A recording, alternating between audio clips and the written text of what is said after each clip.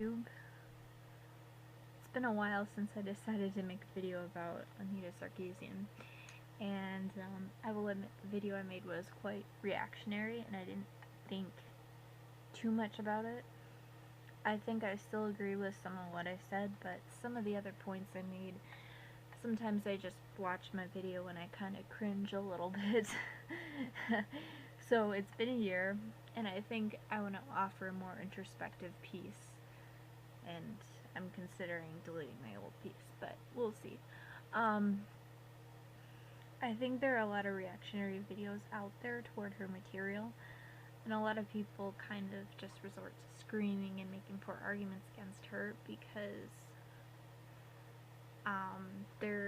she's attacking something they really like, and that's kind of the way things go on the internet with anyone. However, I think there are some things that still ought to be addressed with her videos and some of the arguments she makes. One grievance I have is the misuse of the word misogyny. This is a really minor one. I'm gonna get to some more bigger stuff later. But when you watch one of, like, for example, when you watch her most misogynist Christmas songs video, you'll notice the songs, save for arguably the last one, are not really misogynist. They might stereotype women a bit by saying we're too materialistic, just need a man, and like to play with dolls as kids. However, are these songs really misogynist?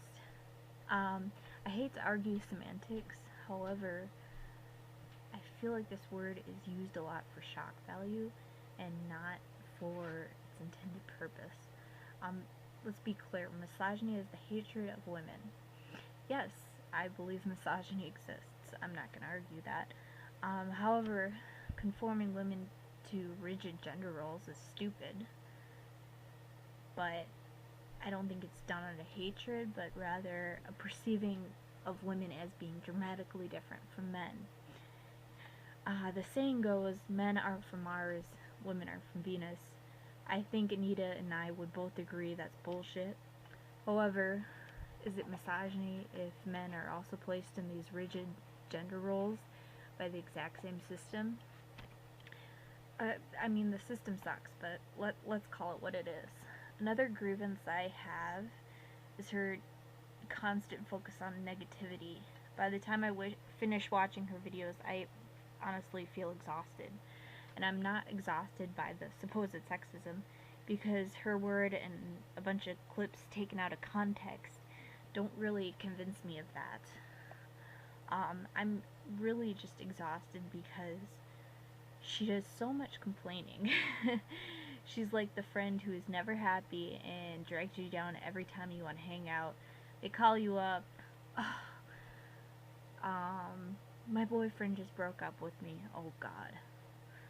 Do you want to go out to eat and talk about it, and then you go out to eat and then they complain that the food's too slow, the food's not good enough, that kind of person. So and I don't think there's really that much to complain about. I think there's a lot of things to also be happy about. I mean, there are a lot of games with strong female characters other than Beyond Good and Evil and Mirror's Edge, and I'll get to that a little bit later. Maybe these women don't fit into the little perfect box of the sex-negative feminist ideal, but I still think they have some qualities that should be encouraged. Another gripe I have is the games she does promote, such as Gone Home, are really poorly made. A game that literally takes an hour or two to play is really not worth my money. It seems like she's just, people are just desperate to, like that game because it has a lesbian character in it, which is dumb. I mean, if it were a good game with a lesbian character, that would be a plus, but really. I think there are many games with female leads that are better. For example, Silent Hill 3 was an excellent game. Heather Mason is a character that uses her intelligence and determination to get through one of the most horrific places ever made into a video game.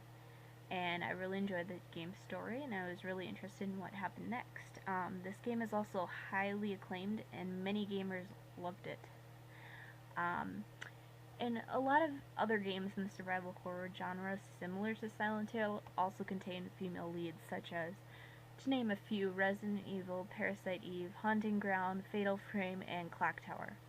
So let's be clear, to survive a survival horror game, you have to be strong, you have to be resourceful, you have to be intelligent, and you have to be resilient. And I don't understand what part of this is not worth a feminist pop culture critic at least mentioning. Another game that is fantastic is Mass Effect. I noticed that Anita was upset that Male Shepherd was used for a lot of marketing, which I will concede was kind of frustrating, because I play as FemShep, and I think more people should acknowledge that you can play as FemShep. However, how often do you really see a woman like FemShep in the media? I mean, how many movies and even TV shows have a character like that? It takes a video game to make a character like that, really. I mean, the only other character I can think of that's like FemShep is Janeway from Star Trek, I guess. But she's also kind of annoying. So, but yeah, FemShep is a really strong leader, and another thing that was great about the game was it gave me the choice to have a relationship with a male or female character. And I thought Liara, who is my love interest in that game, is a really strong character, and I really liked getting to know her. And I was watching her video, and she gets upset that the Asari in one of the clubs gave FemShep lap dances identical to the male character. Actually, it wasn't a lap dance, it was just kind of a sexy dance, but I think her getting upset about this is really heteronormative, because it assumes women couldn't possibly be interested in this. And that's another thing I'm going to talk about. I really get upset when she calls women objects of heterosexual male desire all the time, as if lesbian and bisexual women cannot also like these characters. We may not be the intended audience, but that doesn't change the fact that we exist, and I would like my existence as a bisexual woman to be recognized. Yeah, I do think being sexy as hell. Okay. Heterosexual male desire is so demonized that lesbian and bisexual female desire, I feel like, by proxy, is also vilified. Let's talk a little bit more about sexuality, because that's a big thing.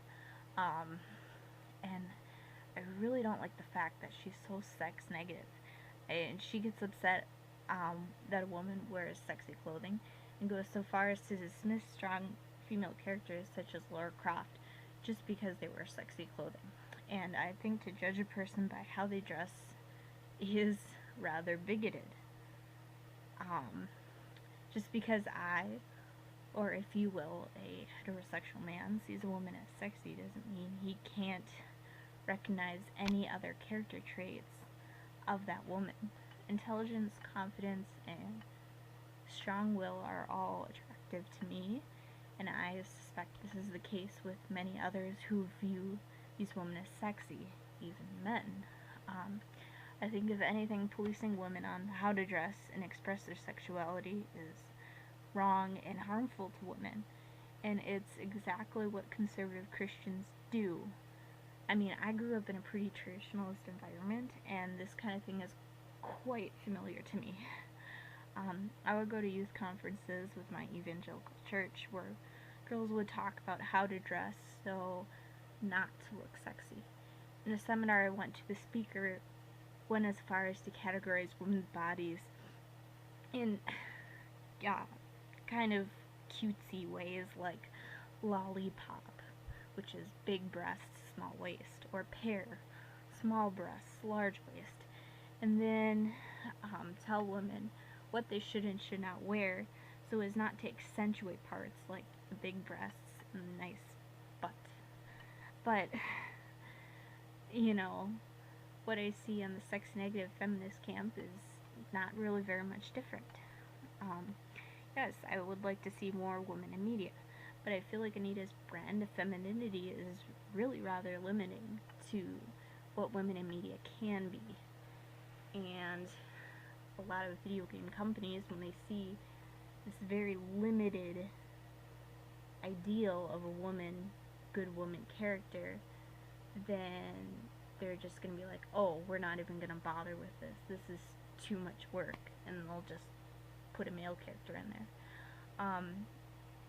And, you know, like, for example, you can't have a traditionally feminine character, but you can't also have a character with too many masculine traits, because that's just a man with boobs, according to them. And also, shame on you if you're sexy. And speaking of shame, I just hate the way she shames people for enjoying these games. I mean, she says it's entirely possible to enjoy these while being critical of their more pernicious aspects. However, I mean, her tone in displaying near constant disgust and her insistence that these games she reviews aren't an intelligent form of media suggests otherwise. I mean, literally, I mean, she looks like she's smelling a turd almost entirely through her video, and her demeanor just says, shame on you for making this, shame on you for purchasing it, and shame on you for not being as disgusted as me. I'm sorry, no. I did not become non-religious just to listen to this shit all over again. I'm sorry. So those are my grievances with her. I'm not anti-feminist. I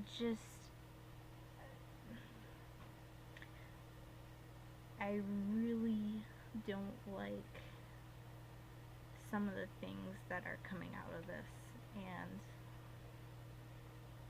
I think that she is probably not a good representative of feminism if you want to get people over to the feminist camp.